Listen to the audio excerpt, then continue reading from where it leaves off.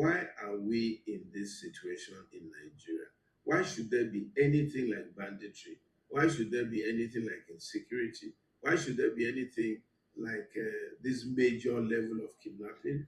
And why should there be this religious tension all over the place? And it was the late President Abacha that said that if an a situation of insecurity lasts for longer than 1 week in any country, he says the government must be complicit. There must be some kind of complicity on behalf of the government because the bandits can never have the kind of firepower that a whole government has. What are your thoughts? Yes, sir. Thank you very much. It's a depressing video. I always try to avoid these sort of videos. I avoided everything on social media because it usually makes me get into a very bad mood. Security is the most important aspect of what the government needs to do, because once there is no security, you can't enjoy your health, you can't enjoy whatever it is you think you have. And it's unfortunate that the insecurity in the country has become like an economy on its own. It's like a business, it's like a sector where some people are specialized in just to keep on making money.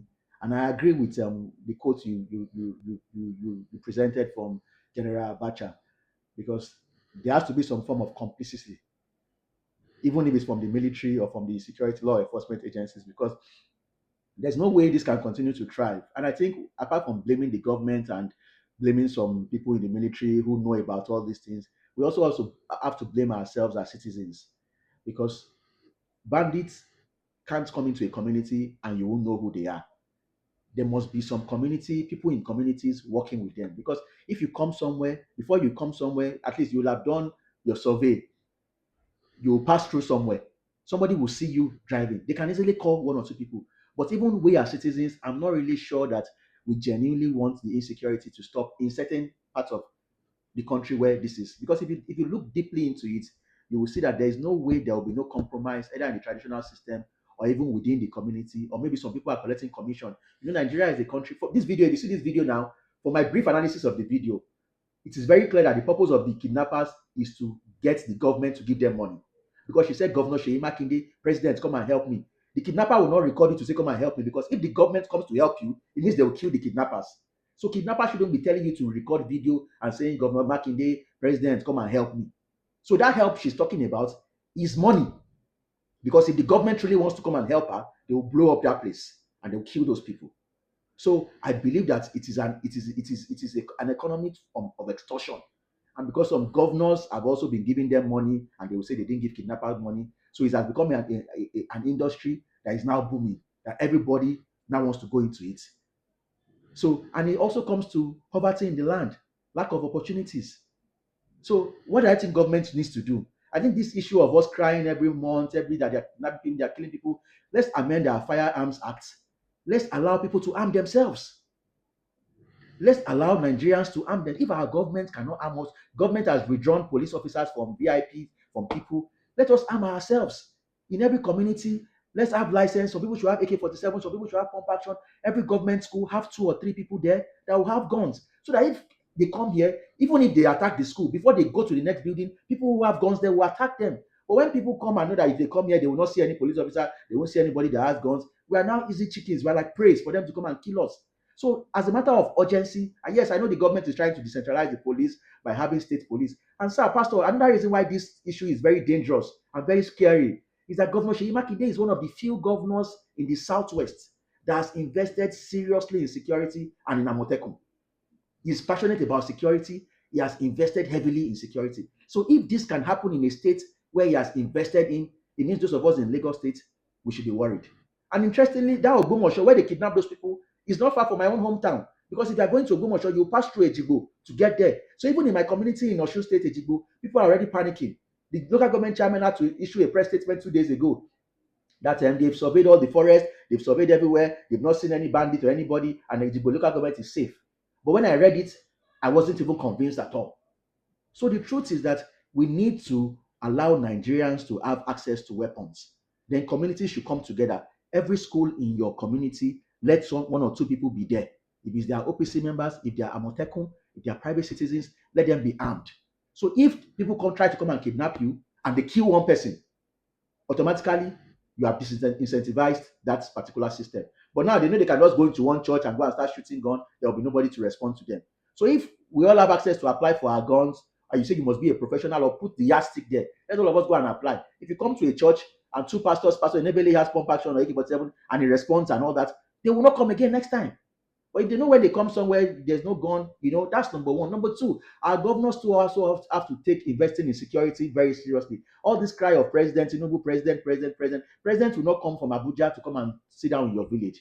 What are the governors doing in their own respective domains? Governor Sheyi Makinde usually organizes security. They have security council meeting for all the local governments, but they can do more. Their security votes, they can empower people, they can get informants, they can get information from all these things that are happening. So I think even we as citizens too, we need to look deeply inwards, because we can't just be blaming government and be saying they've turned it into an industry. Some of us as citizens too, we are not doing the right thing. We are not reporting. We are not giving information. And some of us are collecting commissions from bandits. So we should go and trace the financial system. Who are those making money from bandits? Some people are going to nightclub because they are collecting money from bandits. They are collecting their own commission. Because bandits cannot just come and attack a community without having insider. It doesn't work that way. They usually have insiders. They have people giving them information. So this video this person is doing now, that Governor Sheyiga, can they come and help me? They want to collect money. That's what they're asking for. So the government needs to sit up and do more. But more importantly, Pastor, the time is right for us to start arming ourselves, because I travel home regularly. Some of our relatives travel home regularly. What will happen if they come to our houses to come and attack? How are we going to respond? We don't use mobile policemen. We don't have police officers carrying us, following us up and down. So the least the government can do for us, allow us to provide security the same way we are providing solar for ourselves and providing borehole for ourselves, so that we know that, okay, our security is in the hands of God and it's in our own hands too. So I think that's what we should look out for. And the state police too should be allowed to take place very fast enough. But I sympathize with Governor Sheyi Makinde, because I know that he has taken security very seriously. So it must have been a lapse somewhere in the system. And I hope that they can get these kidnappers and kill all of them. All the kidnappers they've been arresting all this while, what are they doing to them? What's happening to the prosecution? Let us see what is happening to them. Go and trace their call logs, their friends, who they are transferring money to. Arrest those ones too. But when you just take one kidnapper somewhere, kidnapper that has somebody that is transferring money to, and you leave those ones alone, they will go and get another kidnapper to come into the system. So if you arrest a kidnapper, do a forensic analysis of his call logs, look at the people he has been giving money to, his business partners, arrest all of them too and charge them for conspiracy too. So that way, nobody will condone any kidnapper. If I know of any kidnapper, I can report to the police and say, this person, I'm suspecting him, he might be a kidnapper. But if you just take one person and you just put him on channels and that's the end, and nobody hears anything again, nobody knows whether they are doing anything to them or they are not doing anything to them. So this security issue, because first of all, they went to Kwara State in February, they killed over 100 people in February in Kwara State. Now because Kwara is to Ogbomoso, now they've come to Ogbomoso. I hope they don't come to Ejigbo. Then they come to Ibadan. Then they now come to Lagos. I hope it doesn't get to that level. Because before we will say it's happening in Maiduguri, it's happening in Zamfara. Oh, it's far from us. We in the southwest, we will not say anything about it. But now it's already getting close to us. So we must fortify ourselves. If the government is not going to fortify us, we must fortify ourselves. But we must also tell our pastors to also talk on the pulpit. Our imams should also talk on the pulpit. Those of you who are supporting these terrorists, give information about them, because it's not more a joking matter. Some of us fly all those routes where they are kidnapping people regularly. So that's what I think. But more importantly, they should give us license to carry firearms, so that by the time we kill 2 or 3 kidnappers, the other ones that are in the system will not want to come close to us anymore. That's my own honest views. My own honest view, if you ask me, Pastor.